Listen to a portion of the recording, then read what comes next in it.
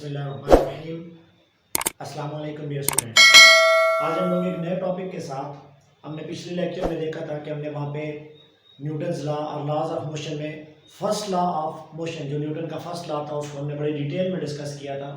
MD cat वगैरह या जो आपके प्रिपरेटरी लेवल के एमसीक्यूज होते हैं उनको हमने वहाँ पे कुछ हद तक जो है वो डिस्कशन की थी। आज हमारे पास Newton second law of motion है, इंशाल्लाह हम इसको बड़ी डिटेल में डिस्कस करेंगे। ये फर्स्ट ईयर चैप्टर नंबर 3 है, मोशन इन फोर्स। और आज हमारे पास जो टॉपिक है वो आपके पास है Newton second law of motion. So let's start our topic that is Newton second law of motion. Students, Newton second law of motion पे जाने से पहले आप लोग देखें कि Newton second law of motion जो है ये आपको पहली जो वैल्यू देगा वो आपके पास देगा that will give you a quantitative nature of force. ये आपको जो फोर्स के बारे में देता है वो आपके पास क्या देता है, क्वांटिटेटिव नेचर के बारे में बता रहा है। जैसे कि कल आप लोगों ने डिस्कशन की थी कि Newton first law of motion वो हमेशा हमें बता रहा होता है क्वालिटेटिव नेचर ऑफ फोर्स। वो हमें बता रहा होता है कि असल में फोर्स को डिफाइन हमने वहां पे करना होता था। वो Newton first law of motion just define the force. लेकिन जब न्यूटन सेकंड लॉ की बात करेंगे तो न्यूटन सेकंड लॉ हमारे पास क्या करता है, इससे हम लोग जो है वो फोर्स को बेसिकली क्या कर रहे होते हैं, फोर्स को मेजर कर रहे होते हैं। तो आप लोग लिख सकते हैं with this law we can measure the value of force। हमने value of force find out करनी है, उसका कोई रिलेशन फाइंड आउट करना है जब आप लोग न्यूटन सेकंड लॉ को डिस्कस करेंगे। अब न्यूटन सेकंड लॉ है क्या, उसको देख लें। सपोज करें स्टूडेंट्स कि यहाँ पे आपके पास कोई ब्लॉक रखा हुआ है, यहाँ पे आपके पास कोई ब्लॉक है और इस ब्लॉक का कोई सर्टेन मास है। सपोज करें मेरे पास कोई ब्लॉक है, मैं यहाँ पे लिख रहा हूँ, ये कोई भी सॉलिड ऑब्जेक्ट है और इसका कोई मास है, लेट मास करें रिप्रेजेंट मैं कर रहा हूं m से।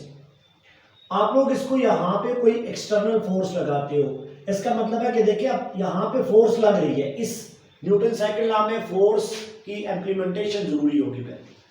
तो जब आप लोग यहाँ पे फोर्स लगाओगे तो सपोज करें कि बॉडी का उसी की डायरेक्शन में यहाँ पे कुछ ना कुछ एक्सेलरेशन प्रोड्यूस हो रहा है। जितनी आप लोग फोर्स लगाओगे उतना ही बॉडी के अंदर एक्सेलरेशन प्रोड्यूस होगा। अब अगर हम लोग इस ब्लॉक को देखें, जब फोर्स ज्यादा होगी तो एक्सेलरेशन ज्यादा होगा। इसका मतलब है फोर्स और एक्सेलरेशन के दरमियान डायरेक्ट रिलेशन है। और अगर हम लोग मास की बात करें तो जब मास ज्यादा करेंगे, भारी चीज हम लोग रखेंगे, तो भारी चीज के अंदर हमारे पास एक्सेलरेशन कम प्रोड्यूस हो जाएगा। अगर हम लोग स्टेटमेंट देखें इस न्यूटन सेकंड लॉ की, दिस लॉ स्टेट्स दैट आपने क्या किया, when a force is applied on a body, when a force, आपके पास कोई फोर्स है, आपने क्या कर दिया, when a force is applied on a body, आपने किसी भी बॉडी, किसी भी ब्लॉक के ऊपर आपने क्या कर दिया, फोर्स अप्लाई की। तो इसमें क्या हुआ, आप लोग लिखे यहाँ पे then acceleration is produced in it. उसके अंदर क्या आ गया, उसके अंदर आपका एक्सेलरेशन प्रोड्यूस हो गया उस बॉडी के अंदर जिस बॉडी पे आपने फोर्स लगाई। नाउ स्टूडेंट्स कंसंट्रेशन रखनी है, दिस एक्सेलरेशन जो फोर्स की वजह से प्रोड्यूस हुआ है, this acceleration is directly proportional. ये क्या है जी, this acceleration is directly proportional to applied force. आपने जो फोर्स लगाई थी उसकी मैग्नीट्यूड जितनी ज्यादा करेंगे उतना ही आपके पास एक्सेलरेशन प्रोड्यूस होगा। This is the first main portion, first main part of this Newton second law, कि जो एक्सेलरेशन होगा वो डायरेक्टली प्रोपोर्शनल होगा इस अप्लाइड फोर्स के, बट इनवर्सली प्रोपोर्शनल हो जाएगा, जैसे कि हमने यहां पहले देखा था, but inversely proportional to the mass of body. Mass को ज्यादा करेंगे, मास m है, और बॉडी का मास अगर आप लोग ज्यादा करेंगे तो आप लोग वहां पे देखेंगे कि एक्सेलरेशन जो प्रोड्यूस होगा वो कम हो जाएगा। तो ये कॉमन सेंस की बात है। हल्की बॉडी, मेरे पास ये मार्कर है, इस पे मैं फोर्स लगाऊंगा तो यहाँ पे हल्का होने की वजह से इसमें एक्सेलरेशन ज्यादा प्रोड्यूस हो जाएगा, बजाय इसके कि मैं इसके अलावा कोई भारी बॉडी लूं, जो हैवी बॉडी लूं, तो उसमें एक्सेलरेशन कम प्रोड्यूस हो जाएगा। अगर इस लॉ को मैं लिखना चाहूं तो लॉ क्या कहता है, लॉ कहता है this acceleration is directly proportional. तो आप लोग लिखेंगे the acceleration which is produced in a body, this block, ये आपके पास क्या है, is directly proportional to the applied force. This will give you the equation number 1। सपोज करें ये आपके पास क्या बन रही है, इक्वेशन नंबर 1, और आपने यहाँ पे दूसरा क्या लिखा, this acceleration is inversely proportional. तो इनवर्सली के लिए आप हमेशा क्या लिखते होते हो, इनवर्सली के लिए आप लोग लिखते होते हो 1/m, और ये वैल्यू आपको दे देगा, let's suppose this is equation number 2। अगर हम लोग इन दोनों इक्वेशन को कंबाइन करें यहाँ पे तो आपके पास वैल्यू क्या बनेगी, देखें आपके पास बनेगा A डायरेक्टली प्रोपोर्शनल टू आपके पास बन जाएगा F/m, या अगर आप इसको फर्दर लिखेंगे तो हमेशा डायरेक्टली साइन को खत्म करने के लिए आप एक इक्वल टू लिखते होते हैं और एक आप लोग यहाँ पे लिखते होते हैं कांस्टेंट। तो आपके पास क्या आ जाएगा, कांस्टेंट K * F/m। सपोज करें इस लॉ के अंदर let if K equal to आपके पास 1 आ गया है, तो वैल्यू क्या बनेगी स्टूडेंट्स, यहाँ पे वैल्यू आपके पास बनेगी A = F/m, या आप लोग फर्दर मोर इसको लिखेंगे, हमारे पास अगर हम लोग देखें यहाँ से क्रॉस मल्टीप्लाई करें तो आपके पास क्या आ रहा है, आपके पास आ जाएगा F = आपके पास आ रहा है ma। This is known as Newton second law of motion.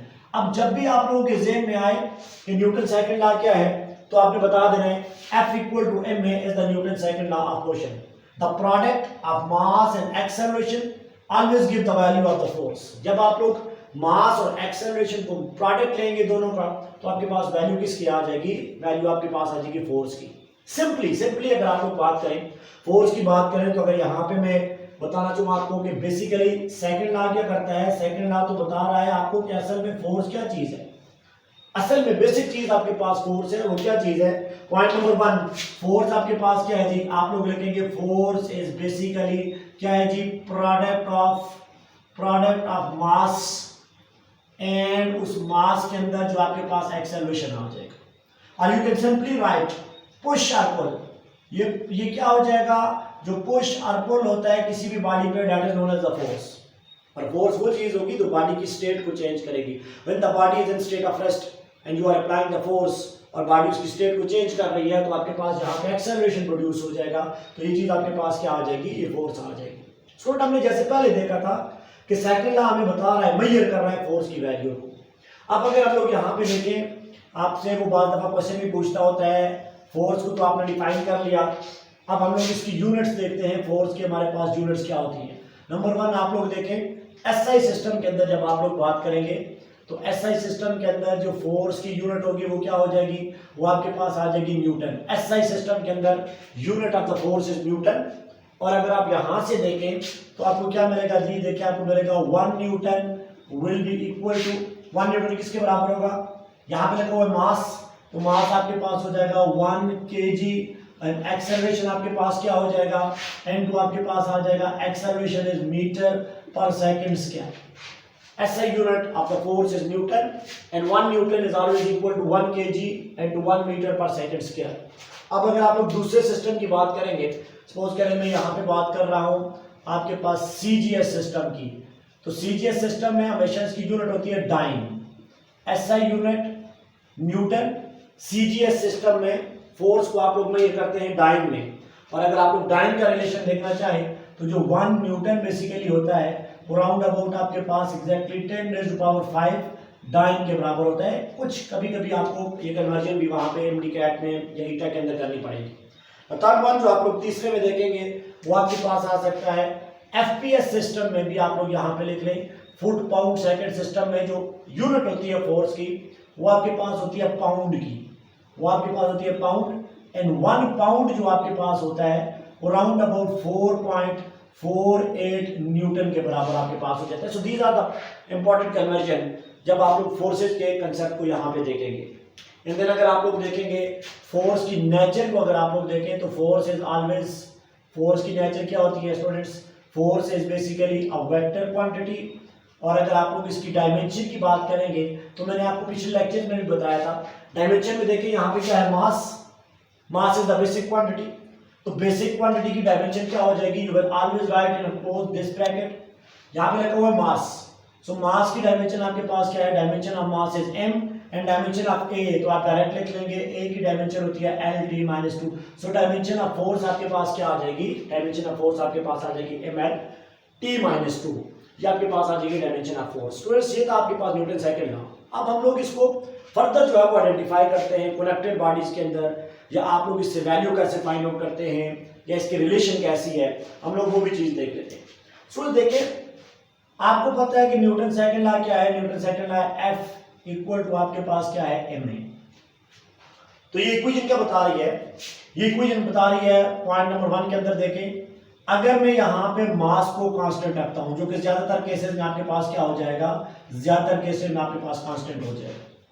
If this mass is kept constant, then this force is directly proportional to the acceleration. तो आपके पास क्या हो जाएगा, ये हो जाएगा F1 और F2, ये किसके बराबर हो जाएगा, ये आपके पास हो जाएगा A2 और सॉरी A1 और आपके पास क्या हो जाएगा A2, because these two are directly related. ये पहला पॉइंट आप लोगों ने याद रखना है। मास को कांस्टेंट करेंगे तो यहाँ से लग रहा है कि force and acceleration are directly related with one another. Point number 2 देख रहे हैं यहाँ पर। पॉइंट नंबर 2 में आप लोग देखें, लेट्स सपोज करें मैं एक्सेलरेशन को अगर यहाँ पे कांस्टेंट ले रहा हूँ, when the acceleration is kept constant, acceleration को कांस्टेंट लेंगे तो फोर्स और मास का भी आपके पास क्या हो जाएगा, डायरेक्ट रिलेशन हो जाएगा। तो you can write that F1 divided by, अगर आप लोग लिखें F2 तो आपके पास क्या हो जाएगा, ये हो जाएगा M1 डिवाइडेड बाय आपके पास क्या हो जाएगा, आपके पास इस तरह की कोई रेशियो आ जाएगी, M1 बाय M2 आपके पास आ जाएगा। इन द थर्ड केस जो आप लोग लिखेंगे, वो थर्ड केस आपके पास क्या है, लेट्स सपोज करें मैं अब थर्ड केस की तरफ जा रहा हूं कि अगर आप लोग देखें, लेट्स सपोज करें फोर्स आप लोगों ने अब क्या लिया हुआ है, फोर्स आप लोगों ने ली हुई है constant. When force is constant तो एक्सेलरेशन और मास के दरमियान यहां पे भी आपने देखा इनवर्स रिलेशन है, तो आपके पास वैल्यू क्या आ जाएगी, इसका मतलब है अगर आप लोग देखेंगे M1 बाय M2 अगर आप देखेंगे दीज आर इनवर्सली रिलेटेड, तो ये हो जाएगा A2 बाय आपके पास क्या आ जाएगा, A1 आ जाएगा। जब आप लोग फोर्स को क्या करेंगे, कांस्टेंट करेंगे, तो these are the simple relation जिससे आप लोग फोर्सेस की वैल्यू को फाइंड आउट कर सकते हैं। यहाँ से भी वो बहुत दफा क्वेश्चन आपके बनाता होता है। अब हम लोग जाते हैं कि आप लोगों ने फोर्स जब एक बॉडी पे न्यूटन सेकंड लॉ से डिफरेंट फोर्सेस लग रही हैं तो आपने उनकी मैग्नीट्यूड कैसे फाइंड आउट करनी है। तो इंपॉर्टेंट है स्टूडेंट्स को थोड़ा सा आप लोग देखें कि अगर आप लोग देखेंगे, सपोज करें, लेट करें कि यहाँ पे आपके पास कोई बॉडी है, ये मेरे पास कोई ब्लॉक है, सपोज करें यहाँ पे आपके पास कोई ब्लॉक रखा हुआ है, इसके सेंटर से 4 फोर्सेस लग रही है। सपोज जो फोर्स अपवर्ड लग रही है यहाँ पे, लेट सपोज करें वो 10 न्यूटन की फोर्स है। जो राइटवर्ड फोर्स आपके पास लग रही है, सपोज करें वो 5 न्यूटन की फोर्स है। यहाँ पे जो डाउनवर्ड फोर्स लग रही है वो उसने दी हुई है, लेट करें कि वो कह रहा है जी ये आपके पास है 7 न्यूटन की फोर्स है। और यहाँ पे जो फोर्स आपके पास लग रही है, लेट दिस फोर्स इज, ये आपके पास कितने न्यूटन की फोर्स है, ये आपके पास 2 न्यूटन की फोर्स है। ये ब्लॉक के ऊपर कोई डिफरेंट फोर्सेस लग रही है और वो हमसे पूछ रहा है कि आप लोग जो नेट फोर्स इस ब्लॉक पे लगेगी उसकी मैग्नीट्यूड क्या होगी, ये आप लोग बता दें। When a forces are acting on a body on a block like that, और वो कह रहा है कि आप लोग बताएं, तो ये एप्लीकेशन है न्यूटन सेकंड लॉ की। अब आप लोग कैसे सॉल्व करेंगे, इसको सॉल्व करने के लिए आप लोग देखेंगे, हम इसका सॉल्यूशन यहाँ पे लेके आए। सॉल्यूशन के लिए क्या हो जाएगा, देखें अपवर्ड फोर्स लग रही है 10 न्यूटन की, डाउनवर्ड लग रही है 7 न्यूटन की। जिस तरफ आपकी अपवर्ड फोर्स है तो आपके पास क्या हो जाएगा, इस फोर्स में से ये वाली फोर्स माइनस हो जाएगी, सब्ट्रैक्ट हो जाएगी। इस फोर्स की वजह से टोटल इंपैक्ट हो जाएगा वो अपवर्ड होगा। अपवर्ड में फोर्स है 10 न्यूटन, डाउनवर्ड में है 7 न्यूटन। इस मार्कर पे अपवर्ड की फोर्स में लगा रहा हूं 10 न्यूटन की और डाउनवर्ड की फोर्स लगा रहा हूं 7 न्यूटन की, तो जो इंपैक्ट पड़ेगा वो अपवर्ड वाला पड़ेगा। इसका मतलब है जो टोटल फोर्स इस ब्लॉक पे लगेगी इन फोर्सेस की एप्लीकेशन की वजह से, तो आप लोग देखिए ये ब्लॉक है। अब इस ब्लॉक पे जो अपवर्ड फोर्स लगेगी वो आपके पास कितनी लगेगी, 10 न्यूटन माइनस 7 न्यूटन, तो ये आपके पास लग जाएगी राउंड अबाउट 3 न्यूटन की। और अगर आप इन दोनों की बात करें तो आपके पास जो राइटवर्ड फोर्स है वो 5 न्यूटन की है, लेफ्टवर्ड फोर्स है 2 न्यूटन की, और both are opposite direction. Same direction में हो तो फोर्सेस को ऐड कर लें। ये दोनों डायरेक्शन अपोजिट है इस पॉइंट से, तो ये सब्ट्रैक्ट हो जाएगी और फाइनल उधर ही आपके पास वैल्यू आ जाएगी जिधर बड़ी फोर्स थी। तो 5 - 2 आपके पास यहाँ पे क्या आ जाएगा, यहाँ पे आ जाएगा 3 न्यूटन की। अब आपने इनका रिजल्टेंट फाइंड आउट करना है, तो सिंपली आप लोग क्या करें, यहां से आपका इनका रिजल्टेंट आ जाएगा। तो रिजल्टेंट के लिए you can use the Pythagoras theorem. अब पाइथागोरस क्या करेगा, यहां पे आपके पास कहीं जो है वो एफ आर आएगा। So in this case F net जो आपके पास जो एफ रिजल्टेंट आ जाएगा वो क्या आ जाएगा, वो आपके पास आ जाएगा अंडर रूट फर्स्ट वैल्यू आपके पास है 3 का स्क्वायर प्लस आपके पास दूसरी वैल्यू भी क्या हो जाएगी, ये भी आ जाएगी आपके पास 3 का square, that will give you the value of 9 + 9, तो वैल्यू दे देगा अंडर रूट 18 न्यूटन की आपके पास वैल्यू आ जाएगी। जब आप लोग एक बॉडी पे डिफरेंट फोर्सेस को देखते हैं तो फ्रॉम न्यूटन सेकंड लॉ आप इस वैल्यूज को इस तरीके से आसानी के साथ आप लोग फाइंड आउट कर सकते हैं। अब इसके अलावा हम लोग स्टूडेंट्स देखते हैं यहाँ पे कनेक्टेड सिस्टम के लिए। सपोज करें कनेक्टेड सिस्टम के लिए मैं कह रहा हूं लेट करें, अब एग्जांपल नंबर 2 आप लोग करेंगे और ये एग्जांपल हम लोग कर रहे हैं कनेक्टेड मासेस के लिए, कनेक्टेड मासेस के लिए बहुत दफा यहां से भी वो क्वेश्चन दे देते हैं। लेट करें आपके पास कुछ सीन इस तरीके से है, यहां पे आपके पास एक ब्लॉक है, suppose we have a block है, और इस ब्लॉक का मास है सपोज करें ये m1 है आपके पास, इससे आगे कनेक्ट किया हुआ है एक और मास, कनेक्टेड मासेस की हम लोग बात कर रहे हैं। स्टूडेंट मेरे साथ साथ रहना है, ये मास आपके पास m2 है। लेट करें ये जो दरमियान में टेंशन है, दैट टेंशन इज T1। अब आगे एक और मास को आप लोग कनेक्ट कर लें, लेट सपोज करें यहां पे आपके पास कोई तीसरा मास आपके पास है, that is mass number m3, और ये वाली टेंशन जो है इसको T2 कर लें। और ये जो सारे मासेज हैं इनको एक सिंगल फोर्स अपनी तरफ, यहाँ पे जो फोर्स है वो ओनली नेट फोर्स जो है वो आपके पास क्या है, वो F है। ये आपने जो मास m1 है, मास m2 है, मास m3 है, सपोज करें ये सिंगल फोर्स से आप लोग इनको वहां में लेके जा रहे हैं। अब हम लोग यहाँ पे देखेंगे कि इस केस में आप लोग टेंशन कैसे फाइंड आउट कर सकते हैं, इस बॉडी पे टेंशन कौन सी लगेगी, इस पर टेंशन कौन सी लगेगी, या इस पर टेंशन कौन सी लगेगी। तो सबसे पहले तो आप लोगों को ये पता होना चाहिए, इस केस में जो आपके पास एक्सेलरेशन हो जाएगा वो क्या हो जाएगा, एक्सेलरेशन हो जाएगा फोर्स, क्योंकि फोर्स सिंगल एजेंसी है जो इनको खींच रही है। A equal to F by M हो जाएगा, तो M आपके पास आ जाएगा m1 प्लस m2 प्लस आपके पास क्या आ जाएगा m3। तो आप लोगों ने सबसे पहले तो यहाँ पे देख लिया कि एक्सेलरेशन आप लोग कैसे फाइंड आउट करेंगे, A equal to F by M1 plus M2 plus M3 जो भी चीज है।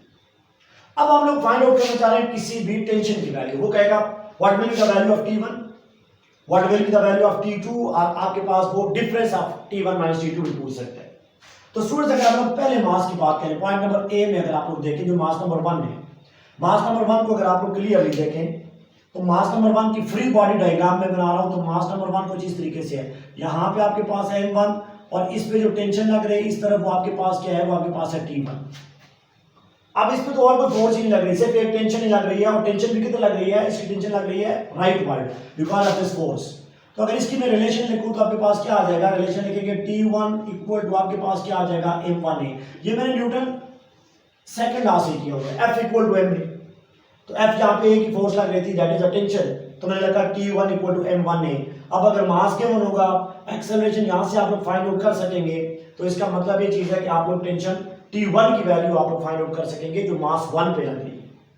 अब अगर इसी तरीके से मैं देखना चाहूँ, यहाँ पे आप लोग देख लें, यहाँ पे आप लोग देख लें, अगर मास नंबर 2 की मैं B की बात करूं, ये जो B वाली बॉडी है, मास नंबर 2 की अगर मैं बात करूं, तो मास नंबर 2 के ऊपर दो टेंशन लग रही हैं। देखिए मास नंबर 2 कुछ इस तरीके से है, मास नंबर 2 यहाँ पे आपके पास है m2, और अगर आप लोग यहाँ से देखें फ्री बॉडी डायग्राम अगर इसकी बनाएं तो इस पे जो टेंशन लगेगी वो इस तरफ लगेगी लेफ्ट वर्ड, तो पहली टेंशन इसकी इस तरफ लग रही है, that is value of T1, और दूसरी टेंशन इसकी आगे लग रही है, that is the value of आपके पास क्या है, ये इसमें दो टेंशन लग रही है T1 और T2, and both the tension are in opposite direction. तो अगर यहाँ पे आप लोग रिलेशन देखेंगे तो रिलेशन क्या बनेगी न्यूटन सेकंड लॉ से, एक फोर्स ये है, एक फोर्स ये है, दोनों अपोजिट डायरेक्शन में, तो आप लोग लिखेंगे वैल्यू क्या आ जाएगी, T2 इज ग्रेटर क्योंकि बॉडी रिमूव कर रही है, T2 minus T1 equal to क्या आ जाएगा, मास m2 है और एक्सेलरेशन आपके पास है m2 है। सो इन दिस केस आप लोग यहां से वैल्यू फाइंड आउट कर सकते हो कि आपके पास मास नंबर 2 पे दोनों टेंशन लग रही है। अब अगर स्टूडेंट्स आप लोग देखें मास नंबर 3 सी केस के अंदर देखें तो 3 वाली बॉडी ये चीज है, गौर से स्टूडेंट्स देखें ये 3 वाली बॉडी है, इस पे सिर्फ आपके पास दो फोर्सेस लग रही है, एक तो force which is acting right word ये वाली फोर्स, और एक आप टेंशन, इसके लिए टेंशन इस तरफ हो जाएगी। तो अब आप लोग अगर बॉडी 3 की बात करें, जो थर्ड नंबर वाली बॉडी है दैट इज मास 3, इस पे जो फोर्स लग रही है वो इधर लग रही है, दैट इज फोर्स ये वाली फोर्स, और इसकी टेंशन इधर लग रही है, दैट इज T2। अगर यहां पे मैं बॉडी की इक्वेशन लिखूं तो देखिए बॉडी उधर मूव करेगी, उधर मूव करेगी तो ये फोर्स आता है फाइनल माइनस इनिशियल, तो रिलेशन क्या बनेगा, रिलेशन बनेगी F माइनस T2 इधर है तो आपके पास क्या हो जाएगा, T2 इक्वल टू आपके पास क्या हो जाएगा M3a। So in this way आप लोग यहां से भी फोर्स आपके पास, आपके फोर्स की वैल्यू क्या बनोगी, T2 की वैल्यू फाइंड कर लेंगे, यहां से T1 की वैल्यू आ गई है, अगर T1 और T2 की वैल्यू आ गई है तो यहां से आप लोग वैल्यू जो है वो T1 minus T2 minus T1 भी फाइंड कर सकते हैं। तो स्टूडेंट्स याद रखें कि ये आपके पास कोई कनेक्टेड सिस्टम है, इस तरह के क्वेश्चन भी बार बार दे रहा होता है, पुल्ली के केस में भी आप लोग देख रहे होते हैं। अब स्टूडेंट्स देखिए जो आपने यहाँ पे जिस तरह के कनेक्टेड मासेस की बात की है, इस तरह का बहुत दफा क्वेश्चन वो आपको पुल्ली के केस में भी दे सकता है। सपोज करें यहाँ पे आपके पास कोई फिक्स्ड पुल्ली है, लेट करें आपके पास कोई पुल्ली है यहाँ पे, और यहाँ पे आपके पास कोई मास है, लेट सपोज करें दिस मास इज m1, और यहाँ पे आपके पास पुल्ली की दूसरी साइड पे मास को कनेक्ट किया हुआ है, सपोज करें दिस मास इज m2, और पुल्ली जो है जो इस डायरेक्शन में मूव हो रही है। अब ये नीचे ये वाला मास जो है, ये वाला वेट जो है वो नीचे डाउनवर्ड मूव कर रहा है। यहाँ पे जो टेंशन है, लेट सपोज करें वो टेंशन है T2, और यहाँ पे जो टेंशन अपवर्ड कर रही है वो T1 है, और यहाँ पे जो वेट है वो किधर डाउनवर्ड है। यहाँ पे भी स्टूडेंट्स आप लोग सेकंड लॉ ऑफ मोशन लगा सकते हैं अगर इस तरह का क्वेश्चन आ जाए। तो देखिए इस पॉइंट पे अगर मैं बात करूं, ये वाला जो पॉइंट है, अगर मैं बात करूं body is moving in upward move कर रही है तो टेंशन ज्यादा है, तो दो फोर्सेज यहां पे लग रही है, एक टेंशन और एक वेट, तो अपवर्ड वाली ज्यादा है तो फाइनल माइनस इनिशियल। तो इस पॉइंट पे, ये पॉइंट नंबर कोई ए है, यहाँ पे न्यूटन सेकंड लॉ से इक्वेशन क्या बन जाएगी, देखे बन जाएगी T1 minus W equal to क्या बनेगा, m1a। T1 is moving with the body moving in upper direction, तो टेंशन ज्यादा है, वेट कम है, तो आप लोग फाइनल माइनस इनिशियल, ज्यादा माइनस कम, तो आपके पास क्या बनेगा T1 minus W equal to m1a। और अगर आप लोग इस point that suppose this point B, इस वाले मास की अगर आप लोग बात करें तो ये तो बॉडी नीचे मूव कर रही है, पुल्ली से आपने खींचा हुआ है इसको, तो वेट ज्यादा है, तो यहां पे जो आपके पास इक्वेशन बनेगी वो क्या बनेगी, यहां पे बनेगी W माइनस टेंशन आपके पास क्या है, टेंशन इज T2, और ये वैल्यू क्या बनेगी, ये वैल्यू बनेगी m2a। In this way you can find the value of the tension. आप लोग टेंशन की वैल्यू को फाइंड कर सकते हैं जब आपके पास कुछ इस तरह का सिस्टम आपको गिवन हो। ये भी एप्लीकेशन है न्यूटन सेकंड लॉ की। अब देखें इसमें इंपॉर्टेंट आपके पास क्या है, कनेक्टेड बॉडीज हैं, या फिर आपके पास जो आ जाती है पुल्ली में, हमने भी देखा है, यहाँ से जो क्वेश्चन आएंगे आप उनको इजीली आप अंडरस्टैंड आपने अगर कर लिया है तो आप इजीली उनको सॉल्व कर सकते हैं, उनके आंसर तक पहुंच सकते हैं। उम्मीद है यहाँ से आपको समझ आई होगी। वीडियो को पास करके देखें, इसको बड़े धीरे से आराम से आपको क्वेश्चन करें, इंशाल्लाह आपको समझ आएगी। Hope for the best. Thank you. अल्लाह हाफिज़।